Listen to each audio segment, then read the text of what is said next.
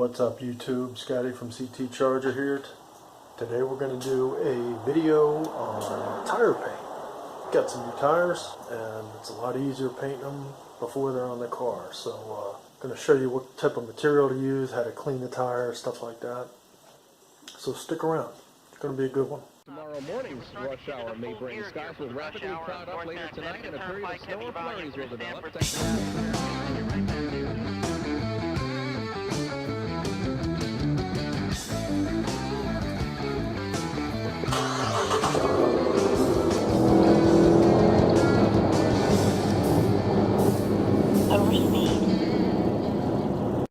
Alright guys, so here's some of the things you're going to need when you want to paint your tires. First thing you got to do is they really got to be clean. You can't have any oils or like tire black or anything like that on there because that just prevents the paint from adhering to the rubber. So the way that you got to clean them is you got to use something called acetone, which you need a good brush. It is pretty nasty stuff, so you should have some chemical gloves and then just some microfiber towels. Now as far as paint goes, a lot of different options with tire paint. This one's called tire ink. There's tire marker. I got these at AutoZone. But after having used these, I really find that the best option isn't really marketed as tire paint. It's the good old Sharpie. Now this is just a form of paint though. It's a Sharpie paint. And if you take the top off, you see it has a nice, thick, squared off edge that's perfect for painting raised lettering on a tire. And you can get this stuff at any Home Depot or Lowe's. So here's the tires. These are my rears. These are 315s. Now these are Radar tires. They're not really very well known. I got Radars because they came with a combined tire wheel package when I got my Hellcat replica rims. So basically what I'm going to do, it's a lot easier when you're painting to paint raised lettering that's already raised, because then all you got to do is put the paint right on there. It's very easy. If you're going to try to freehand anything on the side of the tire, you're in for a lot of trouble. So the other thing I like about these tires is they have this checkerboard pattern that's built into the tire, and that allows me to paint the squares perfectly. And you can kind of see how I've done that on the tires there. It gives it a nice checkerboard look. The other thing I have is that I have red swishes. That's also built into the tire pattern here. You can see it right here. So all I have to do is just fill in that mark right there with the red paint.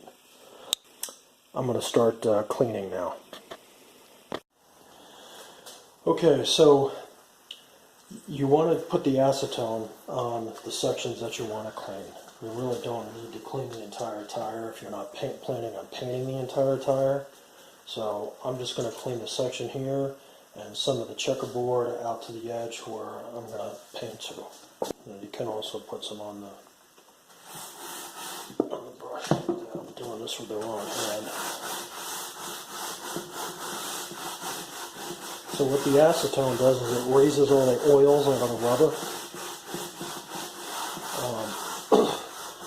So the benefit of doing this on a new tire is, one, that you can lay it flat like this.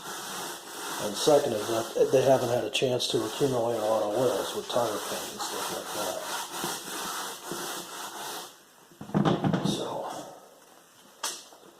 generally on your rag, you want to do this until not much black continues to come out on the rag. That's pretty good. I think that's good enough for now. It doesn't have to be perfect, but I'll tell you what, when I did this on my tires that had already been on the car for a while, I had to do this for about 20 minutes to get all the oil off.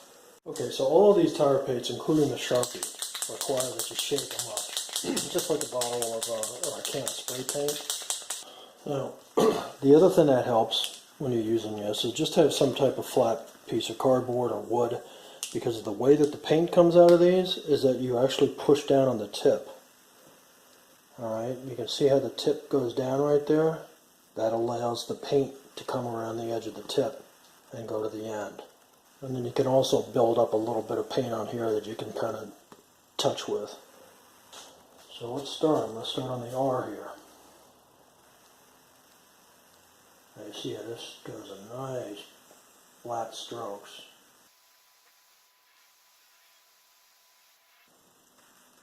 I already messed up a spot there, so if you keep a little acetone on the wet rag, you can scoop that up pretty quick.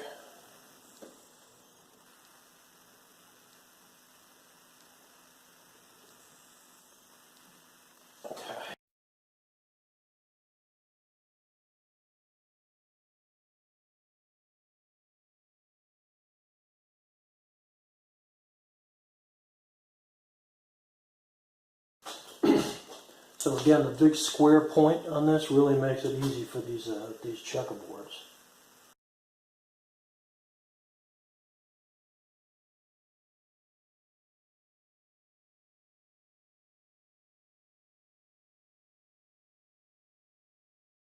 And you see how on some of these squares I can put it on pretty heavily. If this tire was on the side of the wheel or mounted on the car, that would be dripping all over the place. So that's why it's good to have this stuff flat, especially if you're filling in patterns on the tire. Okay, so that's it for the white on tire 1. Let's put the red on. Okay, same thing with the red. Now see, this doesn't have as nice a point on it. It's not as flat and wide. So the thinner the point, the harder it is to paint this. But you prime it just like the other one. Alright, and here's my swoosh that I'm going to fill in. So you go around the edges first.